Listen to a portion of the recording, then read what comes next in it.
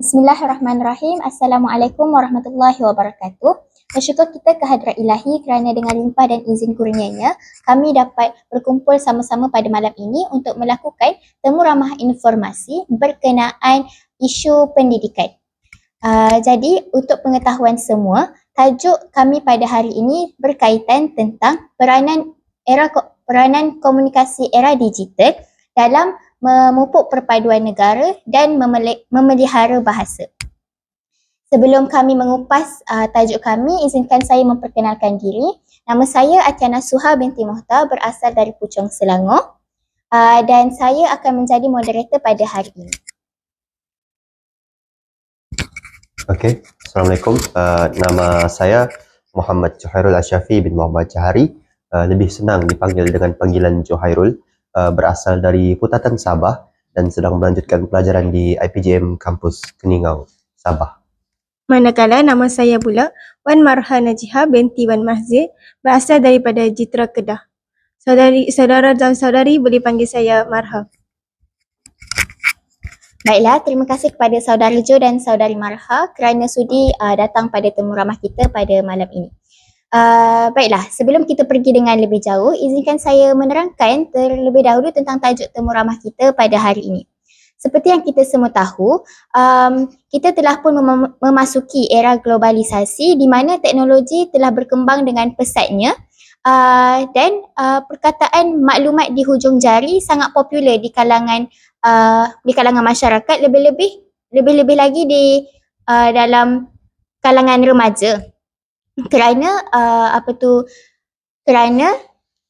maklumat di hujung jari dapat memudahkan pelajar untuk membuat rujukan dan sebagainya. Jadi, pada hari ini kami akan membincangkan sejauh manakah peranan komunikasi era digital dapat memupuk perpaduan negara.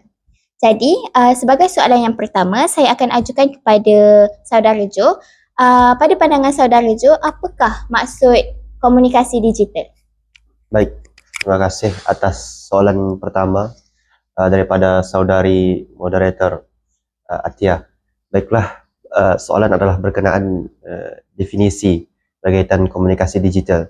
Tetapi terlebih dahulu apa yang saya faham mengenai perkataan komunikasi itu ialah merupakan proses penyampaian maklumat ataupun pertukaran idea melalui perbincangan yang mempunyai beberapa orang individu atau kumpulan.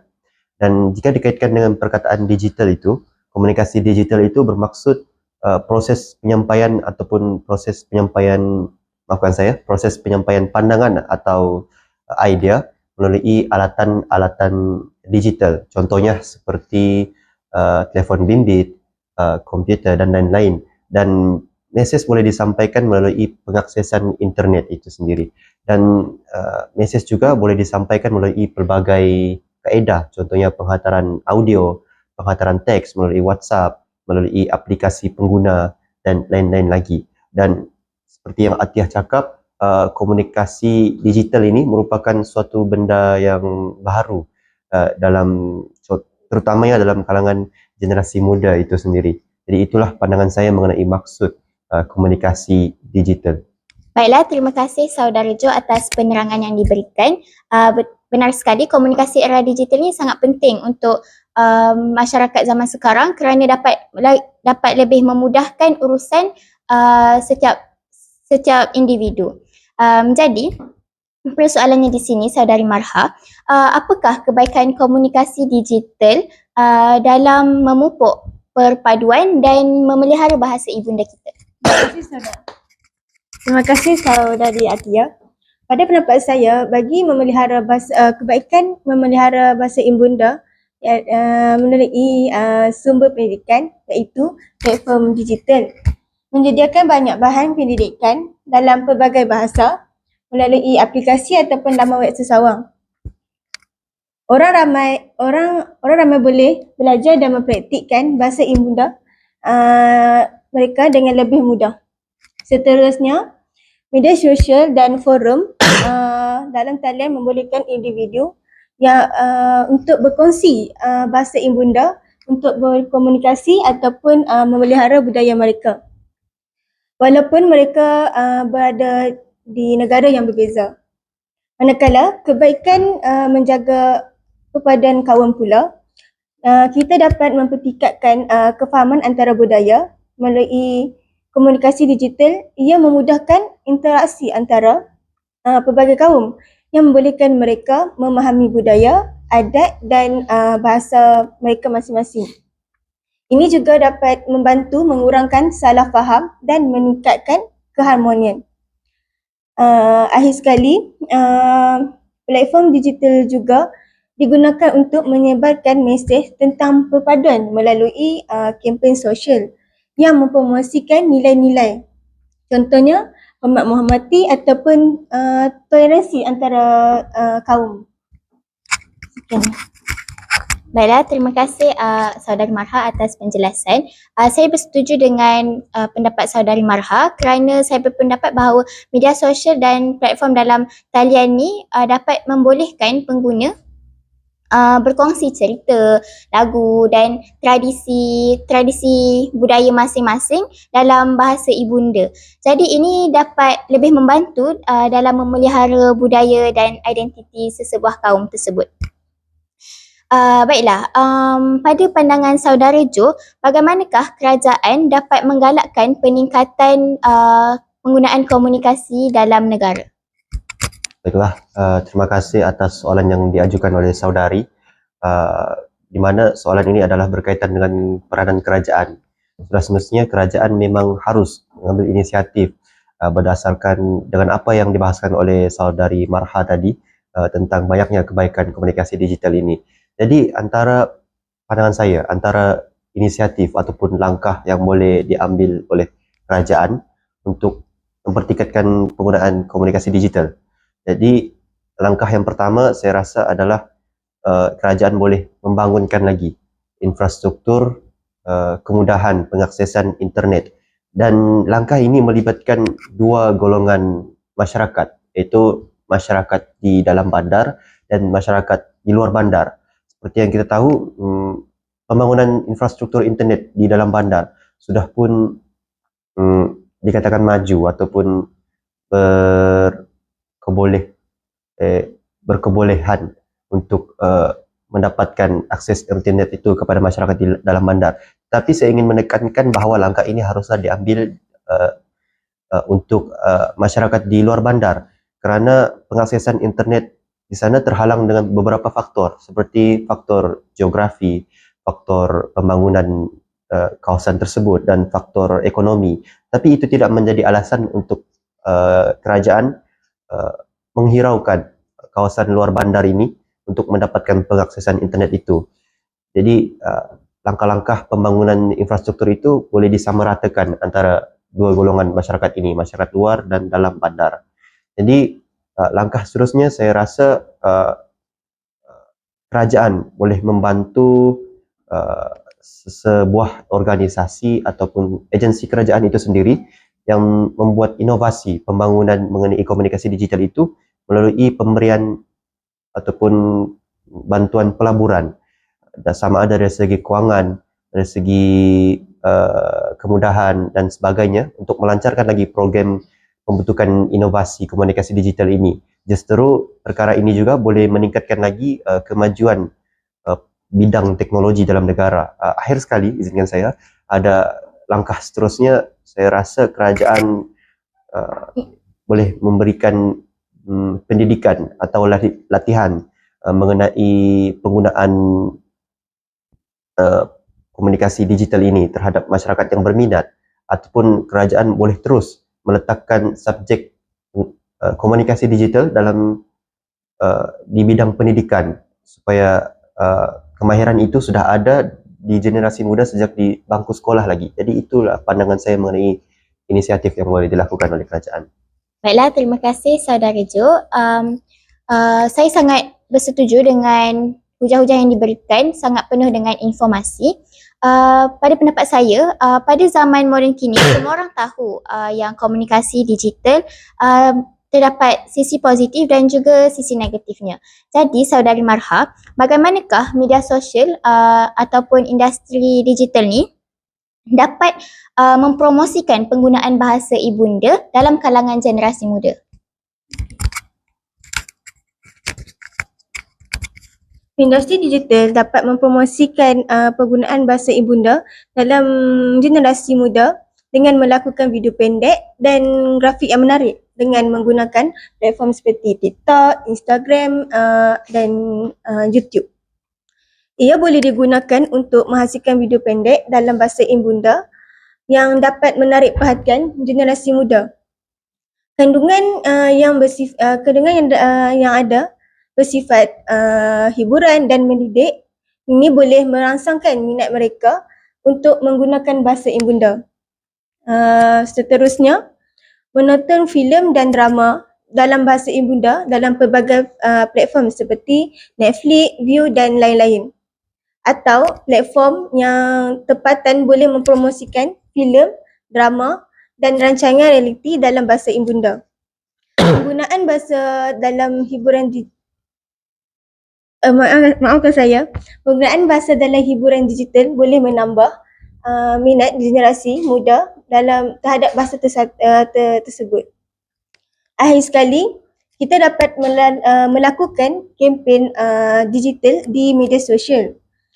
Contoh, kempen seperti cabaran bahasa, hashtag yang berkaitan dengan bahasa ibunda atau pertandingan yang kreatif. Dalam bahasa tempatan dapat meningkatkan kesedaran dan keterlibatan generasi muda. Contohnya, menulis puisi, membuat video atau berkongsi cerita dalam bahasa ibunda dapat menggalakkan mereka untuk menggunakan bahasa tersebut. Terima kasih kepada Saudari Marha atas jawapan-jawapan yang diberikan. Baiklah, namun pasti penggunaan teknologi maklumat ni ada batasannya, terutamanya di negara kita. Yang terdapat banyak cabaran, lebih-lebih lagi di kawasan pedalaman dan juga kawasan bandar. Jadi apakah pendapat Saudara Jo?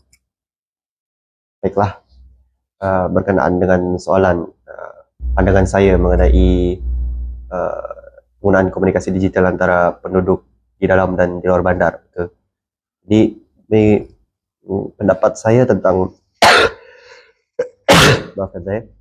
pendapat saya tentang perkara ini adalah tidak adil kerana secara umumnya penggunaan internet ini sangat digunakan di kawasan dalam bandar, tetapi ada faktor-faktor yang membataskan penggunaan media sosial ini di kawasan dalaman, perkampungan, kerana atas faktor-faktor seperti yang saya katakan tadi, faktor pembangunan, faktor geografi dan sebagainya.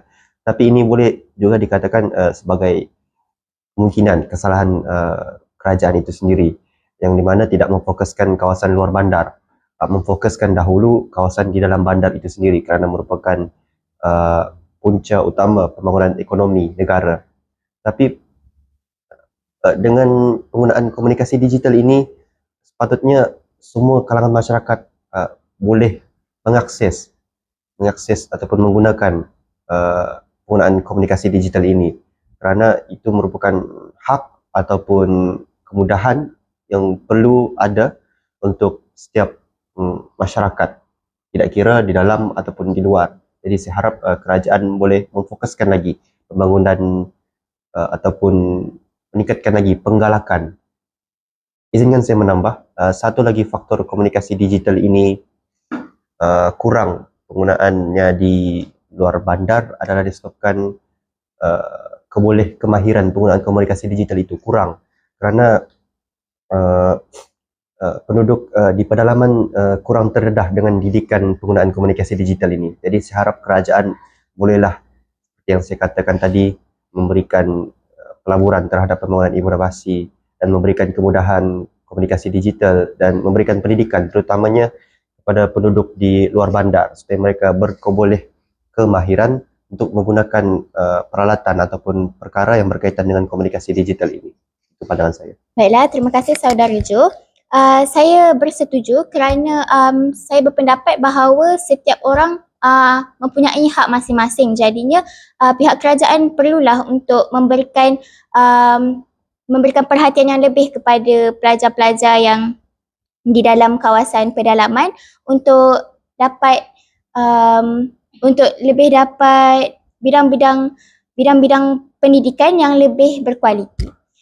Jadi, Saudari Marha, apakah pendapat Saudari Marha tentang cabaran dalam memelihara bahasa tradisional pada era digital sekarang? Cabaran memelihara bahasa tradisional dalam era digital. Yang pertama, pengaruh bahasa global seperti bahasa English dan beberapa bahasa utama seperti Mandarin dan lain-lain. Penggunaan bahasa global pada masa kini semakin meluas di laman media sosial. Hal ini menyebabkan bahasa tradisional kita sering dipinggirkan dan dalam konteks perbualan. Manakala dalam pelbagai bidang juga seperti bidang pekerjaan, bidang pendidikan dan bidang teknologi juga, mereka menggunakan bahasa global ni dan menganggap bahawa bahasa global ni adalah penting untuk menjaringkan dalam kehidupan seharian kita. Hal ini akan menyebabkan generasi lebih cenderung untuk mempelajari dan menggunakan bahasa tersebut. Dan akhir sekali generasi muda akan mengabaikan bahasa tradisional. Seterusnya, cabaran yang kedua, semua bahasa tradisional di dalam talian adalah terhad dan terbatas berbanding dengan bahasa global. Manakala kandungan dalam bahasa tradisional seringkali kurang tersedia dalam bentuk artikel, jurnal, video dan aplikasi. Ketiadaan sumber yang memadai dalam bahasa tradisional menghalang generasi muda daripada menggunakan bahasa tersebut dalam kehidupan seharian mereka. Baiklah, terima kasih kepada Saudari Marha atas penjelasan tersebut. Seperti yang kita tahu juga, penggunaan bahasa ibunda semakin merudum oleh kalangan remaja zaman sekarang kerana mereka lebih cenderung untuk menggunakan bahasa Inggeris, bahasa Mandarin kerana mereka rasakan bahasa tersebut lebih dapat perhatian ramai lah kerana dapat berkomunikasi juga dengan orang-orang di luar negara. Tetapi penggunaan bahasa Melayu semakin merudum yang mana dapat menunjukkan bahawa rakyat Malaysia semakin tidak menitik beratkan tentang penggunaan bahasa ibunda. Jadi untuk Saudara Jo, bagaimanakah kesan penggunaan komunikasi digital ini terhadap bahasa ibunda kita? Terima kasih atas soalan yang diajukan.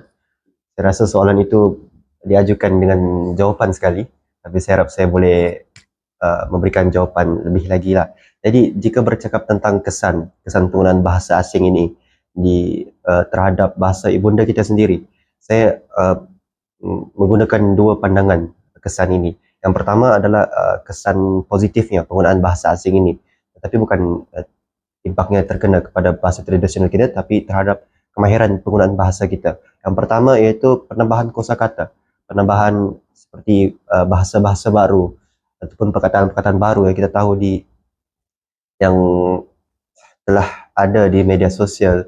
Seterusnya, kebaikan penggunaan bahasa asing ni adalah kita boleh seperti yang saudari moderator cakap tadi, kita boleh dengan kemahiran penggunaan bahasa asing ini kita boleh, contohnya bahasa Inggeris, kita boleh berkomunikasi secara global, berkomunikasi dengan penduduk-penduduk selain daripada penduduk di dalam negara kita sendiri. Kerana bahasa Inggeris itu merupakan bahasa pengantar dunia. Jadi itu adalah impak positif penggunaan bahasa asing ini terhadap kemahiran penggunaan bahasa kita. Tetapi jika dipandang dari sudut negatif pula, impaknya terhadap bahasa ibunda kita sendiri, Iaitu yang pertama, kurangnya penggunaan bahasa ibunda kita sendiri terutamanya di media sosial, dan masalah ini sering terjadi dalam kalangan generasi muda kerana penggunaan media sosial ini sering digunakan oleh generasi-generasi tersebut. Jadi secara jelasnya yang kita nampak pada hari ini, golongan-golongan muda berkomunikasi dan ataupun memberikan pandangan secara terbuka di sosmed dalam bahasa selain daripada bahasa ibunda kita sendiri, iaitu bahasa Inggeris, untuk menampakkan gahnya diri mereka untuk tentang kemahiran penggunaan bahasa mereka. Tapi ini boleh memberikan impak di mana kemungkinan bahasa ibunda kita sendiri menjadi bahasa kedua dalam penggunaan bahasa kita. Terusnya, impak negatif seterusnya, kemungkinan penggunaan media sosial contohnya kita gunakan secara harian. Ini boleh menyebabkan berlakunya pencampuran dialek ataupun pencampuran bahasa dalam pertuturan kita, dan kemungkinan kebanyakannya dalam bidang pendidikan, remaja yang sering menggunakan media sosial apabila menduduki peperiksaan, menulis karangan, bahasa yang digunakan adalah bahasa yang tercampur dengan bahasa asing. Ini boleh menyebabkan markah mereka sendiri menjunam kerana tidak mengikut format yang diberikan, dan secara dalamannya ini mengakibatkan kesalahan dalam penggunaan bahasa mereka dalam kehidupan seharian. Terusnya, izinkan saya menambah faktor negatif terakhir, iaitu dengan penggunaan bahasa asing ini juga identiti budaya seseorang individu itu juga boleh tercemar. Contohnya, seorang pengguna media sosial sering membuat konten tidak menggunakan bahasa Melayu tetapi menggunakan bahasa Inggeris sendiri. Tetapi jika diteliti latar belakangnya, pengguna sosmed tersebut adalah warga negara Malaysia, yang di mana warga negara Malaysia ini mempunyai identiti budaya atau identiti bahasa, iaitu penggunaan bahasa Melayu sebagai bahasa pengantar harian. Jadi ini menyebabkan orang terkeliru tentang identiti budaya seorang individu itu kerana tidak menerapkan penggunaan bahasa ibundanya sendiri. Itu pandangan saya terhadap kesan penggunaan bahasa asing ini. Okay, baiklah, terima kasih Saudara Jo atas hujah yang diberikan yang sangat-sangat bermakna dan berinformasi. Saya juga bersetuju dengan pendapat saudara kerana pada masa sekarang kita boleh tengok ibu bapa mendidik anak-anak mereka dengan menggunakan bahasa Inggeris lebih banyak daripada bahasa Melayu. Bukannya tak boleh untuk menggunakan bahasa Inggeris, tetapi impaknya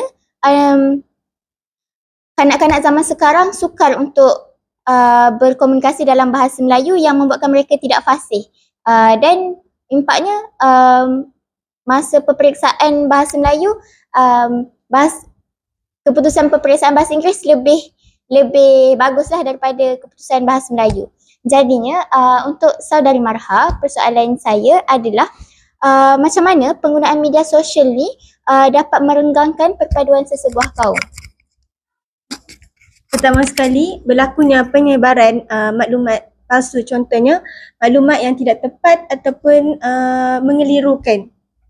Media sosial sekarang lebih mudah berlakunya penyebaran berita palsu dan propaganda yang bersifat perkauman. Seperti yang kita tahu sekarang,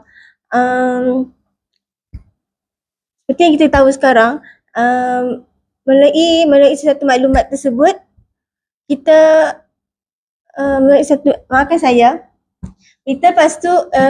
berita palsu yang menjejaskan imej sesuatu kaum atau etnik boleh menyebabkan salah faham dan ketidakkepercayaan antara kaum yang akhirnya menimbulkan ketegangan. Manakala kurangnya etika empati dalam komunikasi digital juga merupakan boleh berlakunya renggangnya sesuatu kaum tersebut melalui komen dan perbualan yang tidak beretika. Secara tidak langsung, komunikasi dalam media sosial boleh menyebabkan pengguna lebih sensitif terhadap perasaan kawan lain. Manakala perbualan yang tidak menghormati atau menggunakan bahasa kasar seperti mencaci, mencarut dan lain-lain boleh merosakkan hubungan antara kaum dan menimbulkan permusuhan.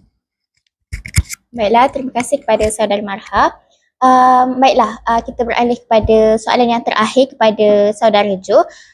Pada pendapat Saudara Jo, apakah inisiatif yang boleh diambil untuk membendung isu perkauman di media sosial? Baiklah, terima kasih terhadap soalan terakhir ini. Saya rasa jadi ingin mengulas kembali apa yang Saudari Marhah ulaskan tadi, iaitu faktor-faktor isu perkauman ini berlaku di media sosial, iaitu yang pertama penggunaan bahasa kritikan yang sensitif dan kurangnya empati dalam penggunaan media sosial, dan banyak lagi yang dikatakan oleh Saudari Marha. Jadi antara inisiatif yang boleh dilakukan untuk membendung isu ini, yang merupakan isu utama masyarakat kita sekarang yang masih lagi berluasa sampai sekarang, iaitu yang pertama adalah peranan individu itu sendiri, iaitu yang pertama tidak menyentuh mana-mana isu sensitif di media sosial.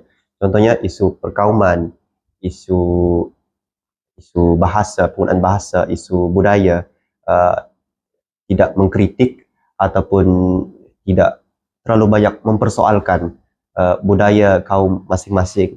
Jadi ini boleh dielakkan lagi dengan menggantikan kata-kata kesat yang diberikan ataupun penyentuhan terhadap isu sensitif ini dengan memberikan pujian ataupun memberikan komen yang memberikan pandangan ataupun perkara-perkara yang positif. Dan seterusnya, untuk membendung isu ini dengan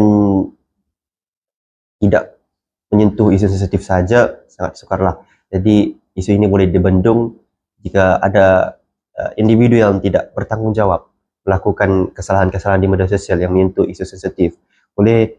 Kerajaan boleh mengambil inisiatif dengan mengenakan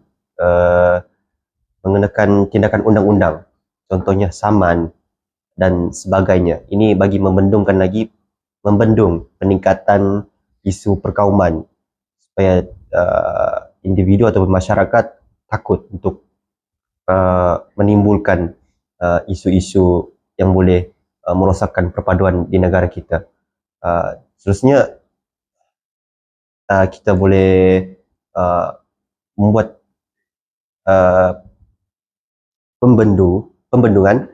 membendung masalah ini daripada sistem pendidikan sendiri, iaitu menerapkan isu-isu nilai-nilai murni di bangku sekolah lagi, contohnya pendidikan Islam ataupun pendidikan moral. Itu sahaja inisiatif yang boleh saya berikan. Baiklah, terima kasih kepada Saudara Jo. Sebelum kita berakhir kepada penutupnya, bolehlah untuk saudari dan saudara memberikan ringkasan terhadap isi-isi yang diberikan. Saudari boleh mulakan dahulu. Kesimpulan yang boleh kita dapatkan daripada perbincangan kami hari ini, jelaslah bahawa terdapat banyak kebaikan komunikasi digital ni yang ada di Malaysia. Jelaslah yang seperti yang dikatakan oleh saudara Johari dan yang dikatakan oleh saya. Contohnya kebaikan komunikasi era digital ni dapat memupukkan kepada kaum dan dapat meliharakan bahasa ibunda. Okey, saya akan ringkaskan kesimpulan apa pandangan saya tentang tema kita hari ini, yang di mana komunikasi digital ini sangat memberikan kebaikan yang banyak, tidak kira individu, masyarakat ataupun negara itu sendiri. Tetapi kita tidak boleh menidakkan keburukan yang diberikan oleh komunikasi digital ini terhadap generasi ataupun negara itu sendiri. Tetapi dengan keburukan itu tidak menjadi asbab untuk kita tidak menidakkan kemajuan seperti katak di bawah tempurung, yang mana kita menolak kemajuan komunikasi digital ini. Jadi saya harap kerajaan boleh membendung masalah isu komunikasi digital ini dan mempertingkatkan lagi usaha untuk penggunaan komunikasi digital yang baik. Baiklah, terima kasih kepada saudari dan saudara atas ringkasan yang diberikan. Jadi saya akan merangkumkan semua isi-isi yang telah kami bincangkan tadi, bahawa komunikasi era digital ini memberikan sisi positif dan negatif, tetapi bergantung kepada penggunanya sendiri, sama ada mereka memanfaatkannya ataupun menyalahgunakannya. Jadi sekian daripada kami. Sekian, terima kasih. Terima kasih.